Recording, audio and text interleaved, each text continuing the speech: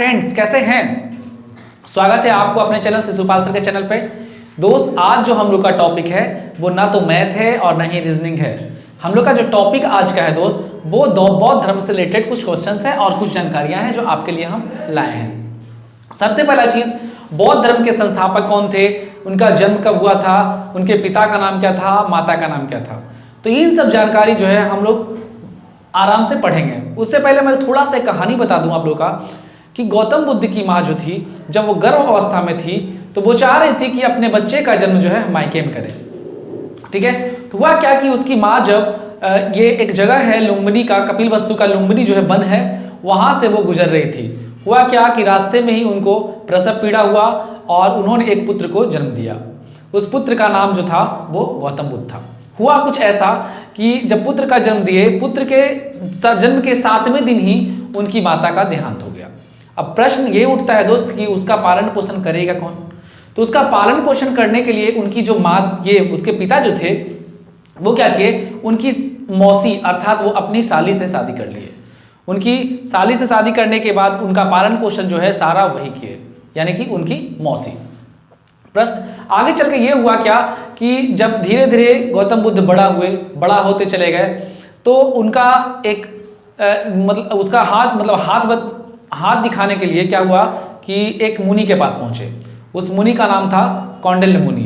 कौंडिल्य मुनि से जब इनके बारे में पूछा गया तो पता चला कि कौंडिल्य मुनि बोले कि ये तो या तो दो चीज बनेगा, ये बहुत बड़ा प्रतापी राजा बनेगा, या फिर दूसरा चीज कि ये एक सन्यासी बनेगा। इस चीज को देखकर उसके पिताजी को बहुत दुख हुआ। दुख ये हुआ कि कहीं नहीं कहीं मेरा बेटा जो है राजा ना बन करके एक सन्यासी बन गया तो क्या होगा। दोस्त, हुआ कुछ ऐसा ही कि गौतम बुद्ध जो है अकेले अवस्था में रहने लगे, वन में ज्यादा जीवन व्यतीत करने लगे और बहुत सारे दोस्तों से बिल्कुल अलग रहने लगे। इन सब सारी चीजों को, परेशानियों को देखते हुए उनके पिता ने सोचा कि इसका विवाह कर दिया जाए ताकि वो माया मोह में फंसा रहेगा। अंततः 16 वर्ष की अवस्था में इनका विवाह यशोदा के साथ कर दिया गया। ठीक है, जब इनका विवाह कर दिया गया तो कुछ दिन के बाद इनका एक बेटा हुआ। ठीक है, उस बेटा का नाम राहुल रखा गया, जो आगे चलकर जो है इसका मतलब जो होता है वो एक बंधन होता है। ठीक है, हुआ क्या दोस्त कि शादी कर देने के बाद क्या हुआ कि धीरे धीरे क्या हुआ कि ये माया मोह में फंसते चले गए। लेकिन कुछ समय के बाद 29 वर्ष की अवस्था में दोस्त हुआ क्या कि ये घर को त्याग दिए और घर को त्याग करके ये बोध गया में चले आए। ठीक है, बोध गया में आने के बाद वहां पर बहुत सारे यानी 6 साल घनघोर तपस्या करने के बाद इनको ऋजुपालिका नदी के तट पर इनको ज्ञान की प्राप्ति हुआ। ठीक है, बौद्ध धर्म में ज्ञान की प्राप्ति को महाविष्कर्मण कहते हैं या फिर गृह त्याग को कहते हैं। गृह जो त्यागता है उसको महाविष निष्कर्मण कहते हैं। ठीक है, तो इसका जानकारी जो है हम लोग डिटेल से धीरे धीरे देखते हैं आगे। ठीक है दोस्त, चलिए आगे देखते हैं, यहां से स्टार्ट करते हैं। यहां से सबसे पहला चीज, गौतम बुद्ध का जब जन्म हुआ था तो वो समय कौन था? गौतम बुद्ध का जन्म जो हुआ था वो 563 ईसा पूर्व में हुआ था। कहां हुआ था? लुम्बिनी में हुआ था। लुम्बिनी कहां पड़ता है? कपिलवस्तु अर्थात नेपाल का जगह पड़ता है दोस्त। ठीक है, वो जगह एक और है, वो जो वन था लुम्बिनी वन, वहां पे जो आसपास के गांव थे उसको रुमेनदेही बोलते हैं। ठीक है दोस्त, तो इनका जन्म 563 ईस्वी में लुम्बिनी कपिलवस्तु में इनका जन्म हुआ था। उसके बाद देखते हैं, बहुत सारे एग्जाम में पूछते हैं कि उनकी मृत्यु कब हुआ था। मृत्यु उनका 483 बीसी में कुशीनगर, ठीक है दोस्त, यहाँ पे कुशीनगर में 80 वर्ष की अवस्था में हुआ था। अर्थात फिर से थोड़ा सा ध्यान करिएगा कि इनका जन्म जो हुआ था वो 563 ईसा पूर्व में लुम्बिनी कपिलवस्तु में, मृत्यु 483 ईसा पूर्व कुशीनगर में 80 वर्ष की अवस्था में हो गया था। ठीक है, इनके पिताजी का नाम जो था सुद्धोधन था। इनके पिताजी का नाम जो था वो सुद्धोधन था, वो कपिलवस्तु के राजा थे। ठीक है, या अगर शाक्य कुल का मुखिया पूछा जाए किस वंश से थे तो वो शाक्य कुल के मुखिया थे। ठीक है, आगे चलते हैं। इनकी माता का नाम जो था वो महामाया था या माया देवी था। ठीक है, जो कोलिय वंश की रानी थी। पालन पोषण के लिए इनके पिताजी जो थे इनकी सौतेली माँ अर्थात प्रजापति गौतमी से शादी किए थे। कह सकते हैं आप इनकी सौतेली माँ या फिर मौसी। क्यों? क्योंकि इनकी माँ जो थी उनकी माँ की सगी बहन थी ये प्रजापति गौतमी। ठीक है, तो एक तरह से देखा जाए तो इनकी माँ भी हुई और एक मौसी भी हुई। ठीक है, सौतेली माँ कह सकते हैं।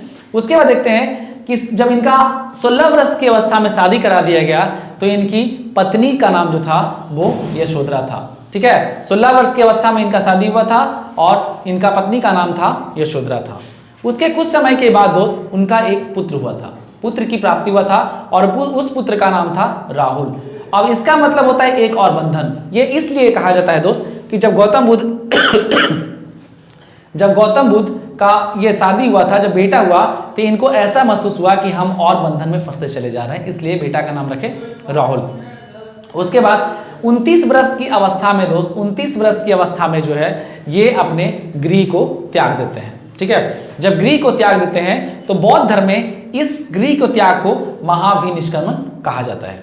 ठीक है, आगे देखिए, जब गौतम बुद्ध क्या हुआ कि अपने बगीचे में जब टहल रहे थे तो वो 4 चीज देखे थे, 4 दृश्य देखे थे, 4 रहस्य देखे थे। पहला चीज क्या देखे थे, एक बूढ़ा व्यक्ति को देखे थे। बूढ़ा व्यक्ति को देखने के बाद उनको ऐसा महसूस हो रहा था कि ये बहुत दुख में था। ठीक है, दूसरा चीज एक बीमार व्यक्ति को देखे, उस बीमार व्यक्ति को देखे कि वो बहुत ज्यादा कष्ट से था और रो रहा था। तीसरा चीज देखे एक मृत व्यक्ति के पीछे बहुत सारे जो लोग थे वो रो रहे थे। और एक चौथा चीज देखे वो एक सन्यासी को देखे जो अत्यंत प्रसन्न था। इनके मन में एक स्वभाव उठा कि हम भी क्या बनेंगे, वो सन्यासी बनेंगे। ठीक है, हुआ क्या कि ये अंततः जो है एक सन्यासी का रूप धारण कर लेते हैं। ठीक है, पहला चीज इनके पहले गुरु का नाम जो था वो अलार कलाम था। ठीक है, अलार कलाम इनका पहले गुरु थे जो वैशाली में इनको शिक्षा दिए थे। हुआ क्या कि इनसे शिक्षा ग्रहण करने के बाद इनका जो दूसरा गुरु थे, पहला ऐसा एग्जाम में हमेशा क्वेश्चन आते हैं कि इनके पहले गुरु का नाम बताइए, तो पहले गुरु का नाम जो था वो अलार कलाम था। दूसरे गुरु का नाम पूछा जाए तो रुद्र कराम पुत्र जो था वो इनके दूसरे गुरु थे। हुआ क्या कि राजगीर में ये शिक्षा ग्रहण करने गए रुद्र कराम पुत्र से, तो यहां से असंतुष्ट होकर के ये चले आए अरुवेला, जो अरुवेला जो है बोध गया में पड़ता है। ठीक है, तो वहां क्या हुआ कि ये घोर 6 साल की घनघोर तपस्या के बाद 33 वर्ष की अवस्था में इन्हें बोध गया में ये ज्ञान की प्राप्ति हुआ। जब ज्ञान की प्राप्ति हुआ तो ज्ञान की प्राप्ति में इनको जब बोधित्व जब प्राप्त हुआ तो लोग इनको बुद्ध के नाम से जानने लगे। बहुत सारे ऐसे हैं, इनको लाइट ऑफ एशिया भी दिया जाता है, बहुत सारा चीज है। यानी कि गौतम बुद्ध को बुद्धत्व इसलिए कहा गया, बुद्धत्व जो है बौद्ध धर्म में ज्ञान की प्राप्ति को बुद्धत्व कहते हैं और इनको लोग जो है बुद्ध कहा, बुद्ध भी कहा और लाइट ऑफ एशिया भी कहा। दूसरी चीज, जब गौतम बुद्ध अपना प्रचार प्रचार करने लगे अपना, तो इनका जो पहला शिष्य बना अर्थात इनसे सीखने के लिए आया, उनका पहला शिष्य जो था वो आनंद था। ठीक है, इनका पहला शिष्य जो था वो आनंद था और ये सबसे पहला जो है अपना उपदेश जो है सारनाथ में दिए थे, ऋषिपत्तनम में दिए थे और इनका जो पहला उपदेश जो दिए थे वो जनसाधारण की भाषा पाली बोला जाता है। ठीक है, इन्होंने घटना, इनका जो घटना और प्रतीक जो दिया जाता है, बहुत सारे बुक में देखिएगा तो घटना और प्रतीक देता है, ये है क्या बहुत सारे लोगों को समझ में नहीं आता है। कहा जाता है जब ये इनकी माँ जब गर्भावस्था में थी तो ये हाथी से यात्रा कर रहे थे, इस प्रतीक को हम लोग हाथी कहते हैं। ठीक है, जन्म, इनका जब जन्म हुआ था तो कहा जाता है कि 7 कमल पे रख करके पैर जो है उस तरफ गए थे। ठीक है, तो ये इनका जन्म जो है कमल या साढ़ देता है। तीसरा चीज गृह त्याग, गृह त्याग करते समय जब ये गृह त्याग रहे थे तो ये गृह त्याग घोड़ा पर बैठ के किए थे, अर्थात घर से घोड़ा पर बैठ के निकले थे। गृह त्याग की घटना को घोड़ा से इंडिकेट सूचित किया गया है। ज्ञान की प्राप्ति इनको जब हुआ था वो बोधि वृक्ष के नीचे प्राप्त हुआ था, अर्थात महाबोधि, बोधि वृक्ष कहते हैं, उस पीपल का नाम था बोधि वृक्ष। ठीक है दोस्त, तो इसका प्रतीक ज्ञान जो प्राप्त हुआ वो कहाँ हुआ, तो वो पीपल के वृक्ष के नीचे हुए, इसलिए उनका प्रतीक जो है पीपल या बोधि वृक्ष रखा गया। ठीक है, तीसरा चीज निर्वाण, निर्वाण जो होता है अर्थात बहुत सारा ये परिनिर्वाण क्या बोलते हैं उसके महापरिनिर्वाण, महापरिनिर्वाण जो होता है वो स्तूप होता है दोस्त, अर्थात इनको जो भी बौद्ध धर्म में मरते थे लोग उनको महापरिनिर्वाण के रूप में स्तूप का चिन्ह दिया जाता था। तो ये आपका यहां तक में कोई डॉट नहीं है। ठीक है, हुआ क्या कि गौतम बुद्ध जो है एक मठ का निर्माण किए, बौद्ध मठ का निर्माण किए और उस बौद्ध मठ में केवल पुरुषों का प्रवेश दिया जाता था। इसलिए दिया जाता था क्योंकि गौतम बुद्ध बोले थे कि यदि इस मठ में या फिर इस क्या बोलते हैं, इस धर्म में अगर इस बौद्ध मठ में अगर महिलाएं प्रवेश कर जाती है तो ज्यादातर ये जो है 500 या 1000 वर्ष के बाद ये समाप्त हो जाएगा। अर्थात इन्होंने क्या किया कि महिलाओं को वंचित कर दिया। लेकिन हुआ क्या कि इनके जो प्रिय शिष्य थे आनंद के कहने पर, उनके आग्रह पे गौतम बुद्ध जो थे महिलाओं को इसमें मठ में जो है प्रवेश की अनुमति दे दी। जब अनुमति इनको मिल गया तो प्रवेश करने वाली इनकी जो पहली महिला थी, मतलब ये बौद्ध में जो है बौद्ध मठ में प्रवेश करने वाली पहली महिला जो थी इनकी खुद की मौसी अर्थात खुद की माँ प्रजापति गौतमी थी, जो एक सौतेली माँ थी। हमने यहाँ से डिस्कस कर लिया। दूसरी बात, इन्होंने सबसे ज्यादा उपदेश श्रावस्ती यानी कौशल की राजधानी हुआ करती थी, वहीं इन्होंने सबसे ज्यादा उपदेश दिए थे। ठीक है, सबसे पहला चीज ये उपदेश जो दिए थे वो किस भाषा में दिए थे, तो हम पहले ही बताए, अभी तुरंत हम लोग वर्णन किए कि इनका जो भाषा था वो पाली भाषा था। ठीक है, इनका पहला शिष्य का नाम हम लोग अभी तुरंत पढ़े हैं, इनका पहला शिष्य जो था वो आनंद था। अब प्रश्न उठता है इनका अंतिम शिष्य को, इनका अंतिम शिष्य जो था वो सुबोध था। ठीक है, इनका कभी कभी एग्जाम में आता है, इनका अंतिम उपदेश जो था वो किसको दिए थे, तो सुबोध इनका शिष्य था, उनको दिए थे। हुआ क्या, गौतम बुद्ध जो है 4 आर्य सत्य लिखे थे। 4 आर्य सत्य जो लिखे वो पहला चीज ये बताए कि दुख, अर्थात दुख का मतलब होता है वो हर एक इंसान में दुख होता है। ठीक है, दूसरा चीज दुख समुदाय का मतलब होता है दुख केवल मेरे अंदर ही नहीं पूरा समुदाय में दुख होता है। तीसरा चीज दुख निरोध, अर्थात दुख पे कैसे विजय प्राप्त कर सकते हैं। और चौथा जो है दुख निरोध मार्ग, अर्थात दुख पे हम लोग को ये दुख पे विजय प्राप्त करने का कुछ मार्ग होता है। आगे इन्होंने 8 अष्टांगी मार्ग दिए थे जो हम लोग आगे पढ़ेंगे। ठीक है दोस्त, यहां तक में किसी को कोई कंफ्यूजन नहीं होना चाहिए। ठीक है, मैं एक बार फिर से बता देता हूं कि गौतम बुद्ध का जो जन्म हुआ था वो 563 बीसी में हुआ था, लुम्बिनी कपिलवस्तु में हुआ था। ठीक है, इनका मृत्यु जो हुआ था 483 बीसी में हुआ था, जो कुशीनगर में 80 वर्ष की अवस्था में हो गई थी। ठीक है, इनके पिता का नाम सुद्धोधन था। ठीक है, जो कपिलवस्तु के राजा थे या शाक्यगण के मुखिया थे। ठीक है, अगला चीज, इनकी माता का नाम जो था महामाया या फिर माया देवी था, जो कोलिय वंश की रानी थी। ठीक है, हुआ क्या कि इनका जब मृत्यु हो जाता है, 7वें दिन ही इनका मृत्यु हो जाता है, तो इनका पालन पोषण कौन करेगा, तो इनका पालन पोषण की जिम्मेदारी इनकी सौतेली माँ अर्थात इनकी मौसी अर्थात महामाया देवी का अपनी सगी बहन प्रजापति गौतमी को सौंप दिया जाता है, क्योंकि उनके पिता जो थे इनसे शादी कर लेते हैं। ठीक है, यहां तक क्लियर। इनकी पत्नी का नाम अर्थात कुछ समय के बाद इनका 16 वर्ष की अवस्था में जब विवाह कर दिया गया था तो इनकी पत्नी का नाम यशोधरा था, और यशोधरा से एक बच्चे का जन्म हुआ, उस बच्चे का नाम राहुल रखा गया। राहुल का मतलब एक और बंधन होता है, जो इसलिए रखा गया क्योंकि गौतम बुद्ध जो है ऐसा लगा उनको कि हम धीरे धीरे माया मोह में फंसते जा रहे हैं। गृह त्याग की घटना जो है 29 वर्ष की अवस्था में हुई थी इनका, और इस मतलब गृह त्याग की घटना को बौद्ध धर्म में महाविनिष्क्रमण भी कहा जाता है। इनका 4 रहस्य था। जब ये बगीचा में घूम रहे थे तो 4 चीज देखे थे। सबसे चीज ये इनको प्रिय इसलिए लगा कि ये सन्यासी इनको सबसे ज्यादा प्रिय लगा, क्योंकि सन्यासी जो था केवल खाता था और दूसरा चीज हमेशा खुश रहता था। तो गौतम भी बुद्ध सोचे कि हम इन सारे दुखों से हट करके एक सन्यासी का जीवन यापन कर लेंगे।